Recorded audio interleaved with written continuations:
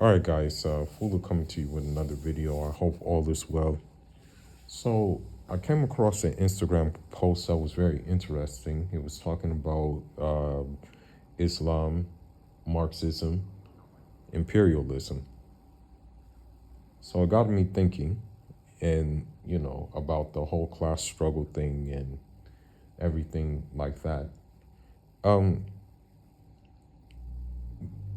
my issue with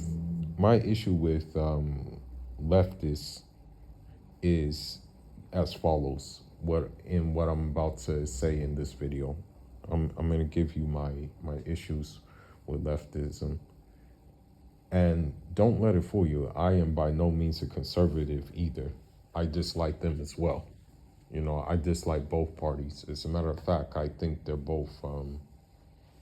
You know, I when it comes to the third world, I think they're both detrimental to the third world. You know. Now, the thing is that when you look at, leftism, Marxism, Leninism, or whatever the case may be, the founder of that said that the founder of it said that, religion is the opium of people, of the masses. So that's the first issue, is that they're very, very much atheists. That in itself is a problem. But the other problem is, I will say, and this is pertaining to gender relations, is that when you have these leftist groups who, let's just say, support Palestine,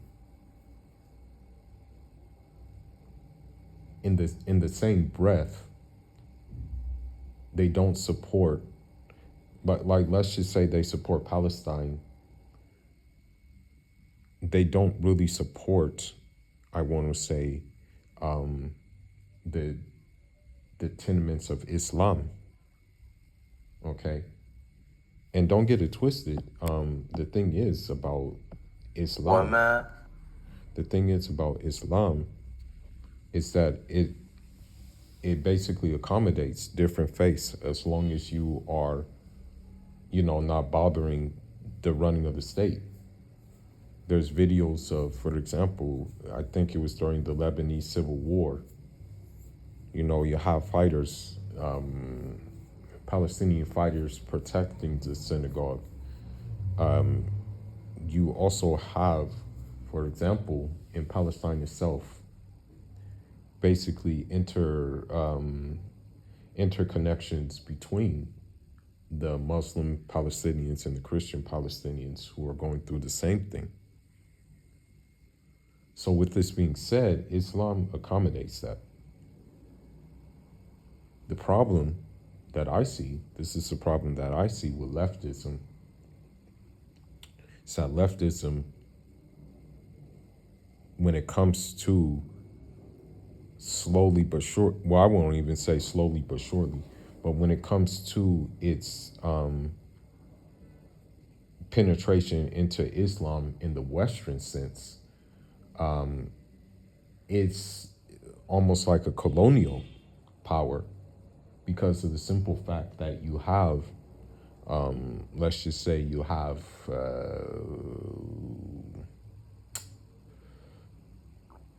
the same talking points about the patriarchy, you have the same talking points about feminism, and then you have the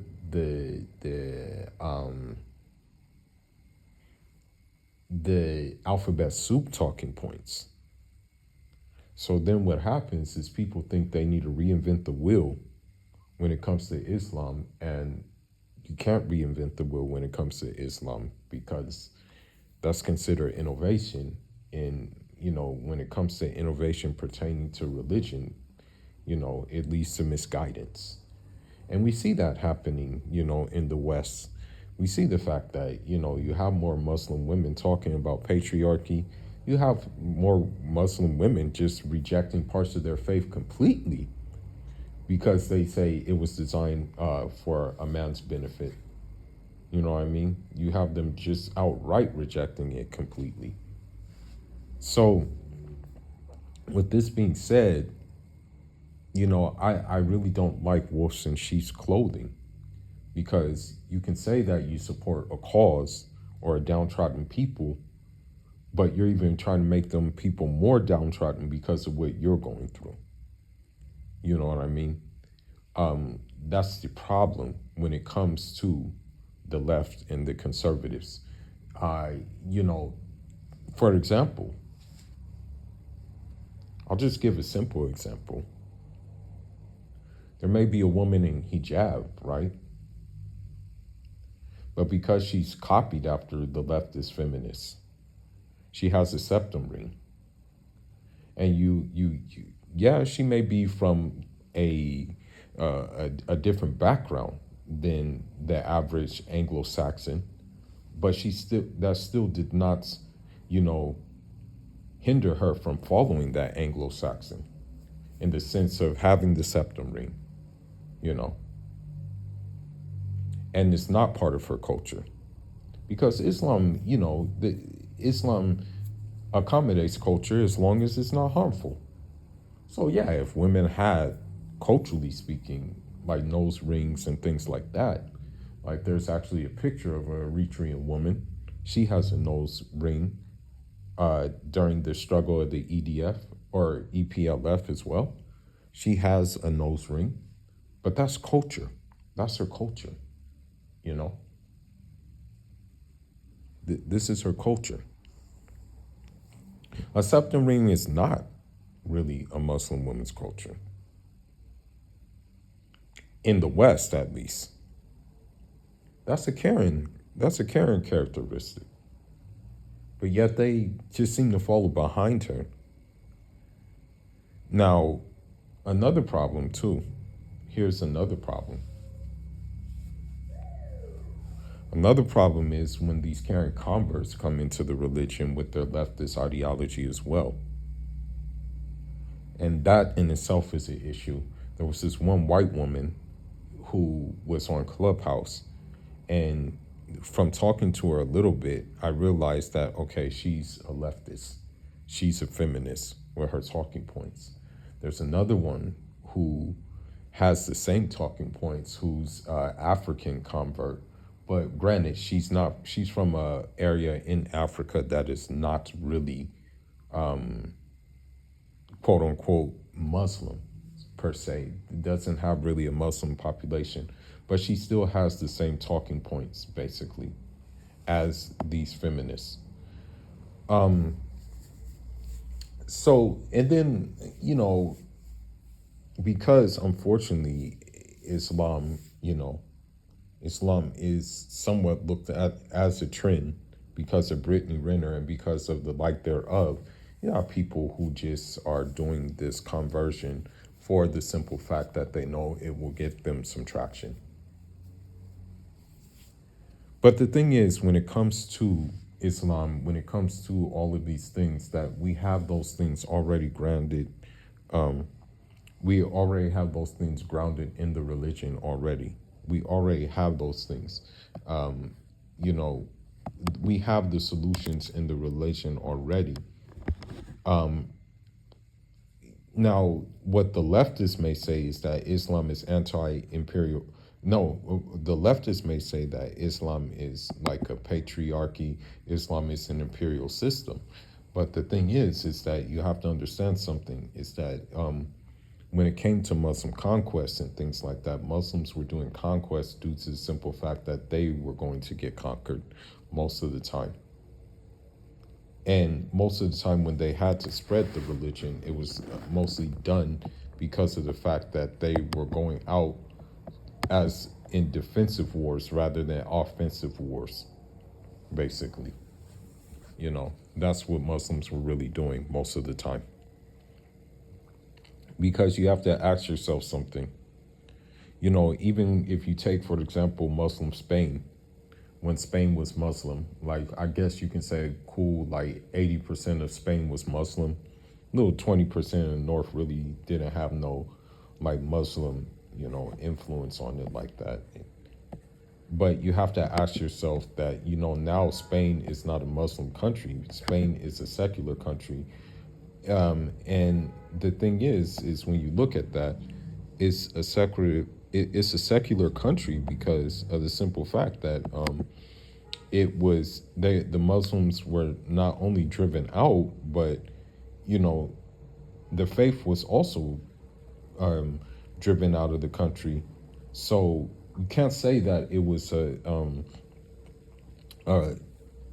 like an imperial force, because ever since then, no Muslims have really been trying to like say, okay, we got to bring back Muslim Spain. A couple of idiots say that, but uh, not many say these kind of crazy things. They don't have these utterances. Now, what needs to also be said when it comes to the leftists is that, when you look at the fate of the leftists right now, when you look at what's going on with the leftists right now, most of the time the leftist is, having this vitriol towards men, you know, and really doesn't want to benefit the collective. She wants to benefit herself most of the time. And then the men who follow these people, they unfortunately think that they're going to get some kind of recognition, some kind of respect by these women, which a lot of time is not going to happen, but they do it anyway. Now, another thing is another thing with this situation is that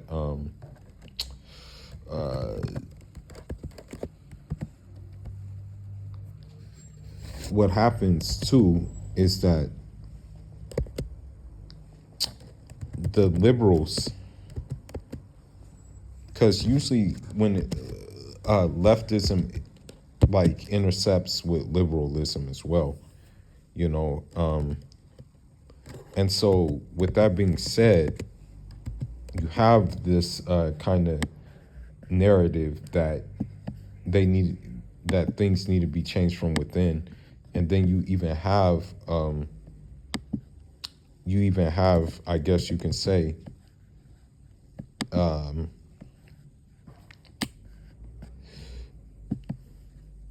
guys who will say, do you know that queers are some of the number one supporters of Palestine?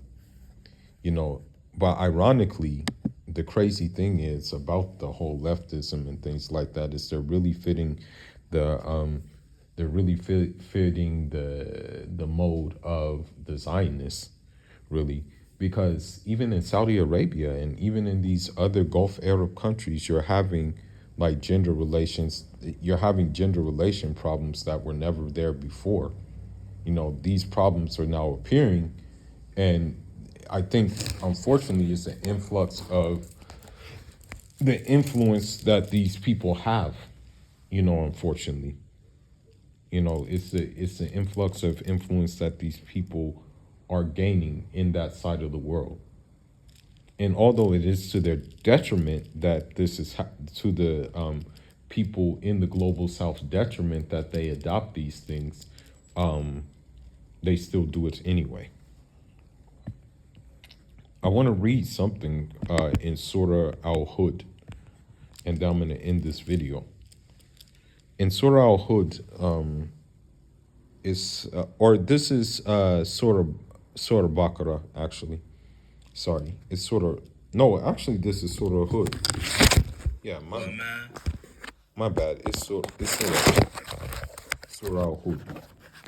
So, it says in Surah Al-Hud, 11, ayat 113, it says Wallah tark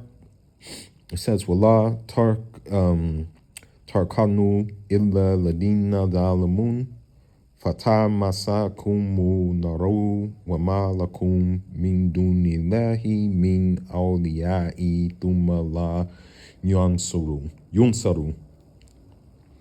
or excuse me, tunsaru. Yes. So it says, And do not be inclined to the wrongdoers, or you will be touched by the fire. For then you will have no protectors other than Allah, nor will you be helped. So like that in itself is like self-explanatory when it comes to, for example, the Muslim women in the West who want to join these leftists and gender wars and gender conflict. When it comes to the Muslim men in the West who want to join, the eunuchs who decided to become emasculated and things like that, you're really doing wrong. Okay, and I'll end it on this note. While I am a very, very strong advocate of Thomas Sankar's ideology, Maurice Bishop's ideology, Muammar Gaddafi's ideology, Amilcar Cabral's ideology, Fidel Castro's ideology. The reason why I'm a fan of it is because it was adjacent to the rudimentary things of Islam, basically. There was no, contradictions in what they did. But the average leftist today is opposite of that, you know.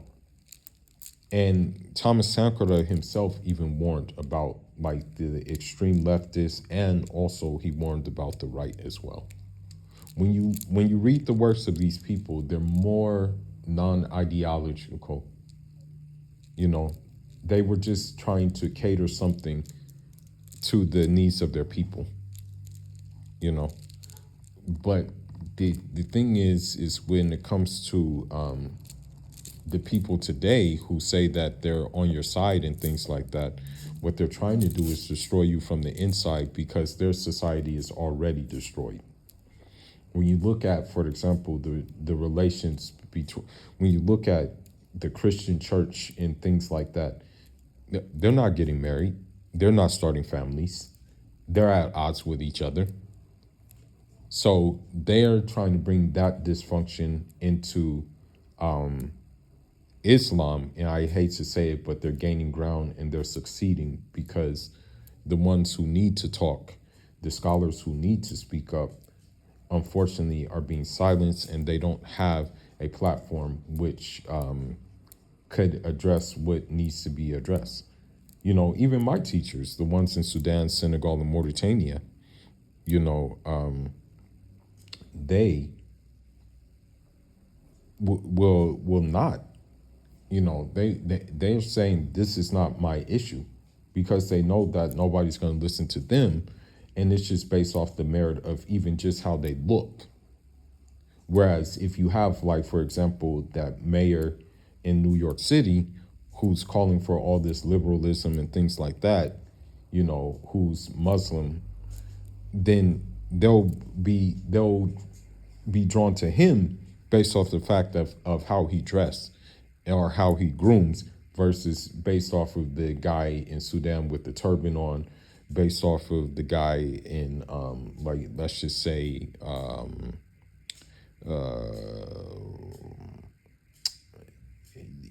Mauritania with the full beard and the boo-boo, you know, the Sahelian drip. They're not going to listen to him, really. They're going to listen to someone who appeals to their narrative. But with that being said, it's a battle that unfortunately they're gaining the ground. You would I hate to say it, but you will see probably an uptick in more, unfortunately, Casper carrying converts and Keisha converts coming into the religion to destroy it from within, like Brittany Renner and the like thereof. It's sad, but this is what we deal with.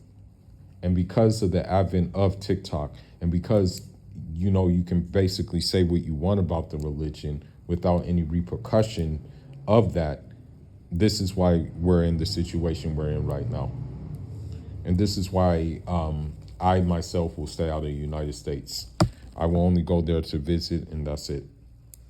And possibly maybe cover some fights, but other than that, I have no business there any longer. I would not even be able to do dawah that would be effective in that country.